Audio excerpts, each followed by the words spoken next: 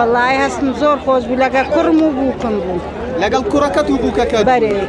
الحمد لله خوای گەورە و شوێنەی بە قسمت کردین داواکارم لە خوای گەورە ئەو حەزەی لێ قبول کردین الحمد لله بە سەلامەتی هاتینەوە داواکارم لە مسلمانان هەموو کەس هەوڵ بدا ناوی خۆی بنووسی کەم تەرخەمینەکە بە ئەو شوێنە پیرۆزە یەکێک لە فەرایزەکان جێبەجێ بکات لە ئەرکانی ئیسلام کە حەجە ئێمە کە عەبدەی مانگبەڕێکەتین بۆ شاری مەدینەی پیرۆز لەوێ ماینەوە 5 ڕۆژان شوێنەکەمان نێزیک بوو 5-6 دقە لە حەرەم دوور بوو دەچوون و دەهاتینەوە نانەچی سێ زەمەنانیان دەداینێ پاشانەکە بەڕێکەتین بۆ مەککەی پیرۆز